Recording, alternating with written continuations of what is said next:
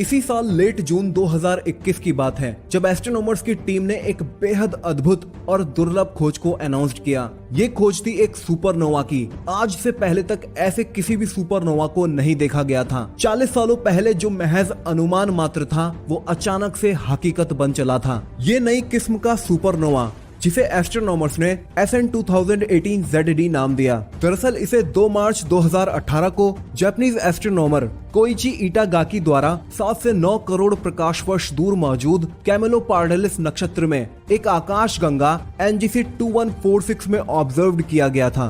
लगभग 3 सालों तक चली ऑब्जर्वेशंस के बाद एस्ट्रोनॉमर्स की टीम ने अपनी इस रिसर्च को फाइनली 28 जून 2021 में जर्नल नेचर में पब्लिश किया। इस स्टडी के लीड ऑथर दाइची हिरामात्सु का कहना था कि हमने SN2018 ZD सुपरनोवा को हर एस्पेक्ट में स्टडी किया था, जिसके बाद जो नतीजा सामने निकल कर आया वो इसे एक इलेक्ट्रॉन कैप्चर सुपरनोवा ही दर्शा रहा था।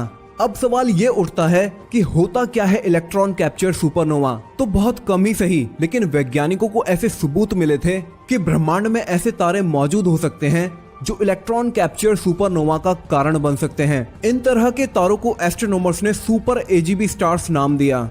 एक super AGB star intermediate mass वाला, तकरीबन सूर्य से 7.5 से 10 गुना द्रव्यमान रखने वाला रेड सुपर जायंट श्रेणी का तारा होता है।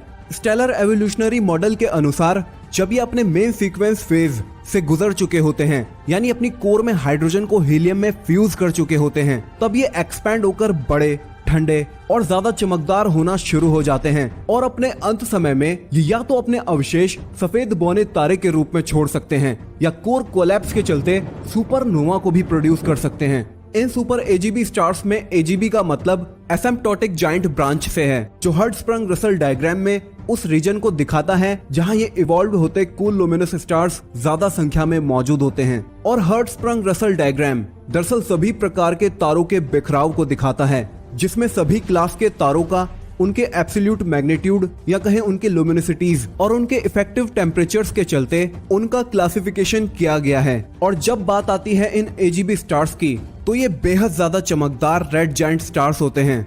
इनका मैस सूर्य से 0.6 गुना से शुरू होकर 10 सोलर मैसेज तक जा सकता है, जिनकी चमक सूर्य से हजारों गुना तक शक्तिशाली होती है। अब क्योंकि ये अपनी लेट स्टेजेस में होते हैं, तो अगर इनकी कोर में झांका जाए तो ये तकरीबन कार्बन और ऑक्सीजन के एटम से भरी हुई होती है, जिसमें कोर से ऊपर वाली शेल यानी परत में हीलियम फ्यूज हो रही होती है कार्बन में, जिसे हीलियम बर्निंग कहा जाता है। इससे भी ऊपर वाली शेल में बची कुची हाइड्रोजन फ्यूज हो रही होती है हीलियम में, जिसे हाइड्रोजन बर्निंग कहा जाता है। और सबसे बाहर की ओर मौजूद लार्ज एनवेलप ऑफ मटेरियल, जिसकी कॉम्पोजिशन मेन सीक्वेंस स्टार्स के जैसी ही होती है।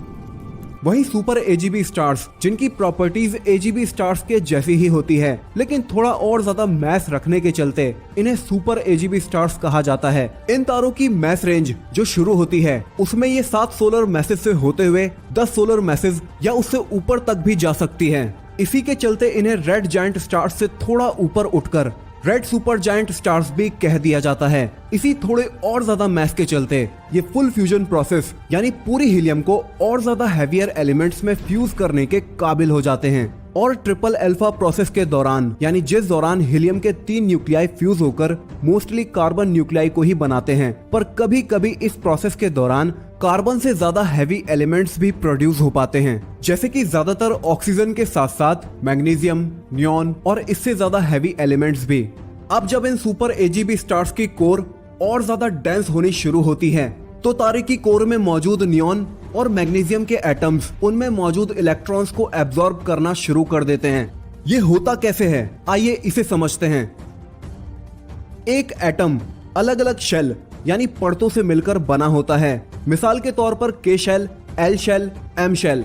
इसकी हर शेल में नेगेटिवली चार्ज्ड इलेक्ट्रॉन्स मूव कर रहे होते हैं। साथ ही इसके न्यूक्लियस या कोर में पॉजिटिवली चार्ज्ड प्रोटॉन्स और न्यूट्रल न्यूट्रॉन्स मौजूद होते हैं। तो ये एटम्स स्टेबल रहने के लिए कोर के सबसे करीबी मौजूद शेल, जो कि K शेल होती है, उससे नेगेटिवली चार्ज्ड इलेक्ट्रॉन को कोर में खींच लिया करते हैं, जिसके चलते कोर में मौजूद पॉजिटिवली चार्ज्ड प्रोटॉन से जब ये नेगेटिवली चार्ज्ड इलेक्ट्रॉन्स आकर जुड़ते हैं, तो इस रिएक्शन के चलते ये न्यूट्रॉन में तब्दील हो जाते हैं और तब K शेल में आई उस इलेक्ट्रॉन की कमी को जिसे कोर में प्रोटॉन द्वारा खींच लिया गया। इसकी भरपाई के लिए एल शेल यानी कि के शेल से ऊपर वाली शेल उसमें मौजूद इलेक्ट्रॉन को के शेल में भेज देती है, जिससे रिलीज होती हैं एक्सरेज और गामा रेज। इसी इलेक्ट्रॉन एब्जॉर्प्शन के चलते इसे इलेक्ट्रॉन कैप्चर रिएक्शन भी कहा जाता है।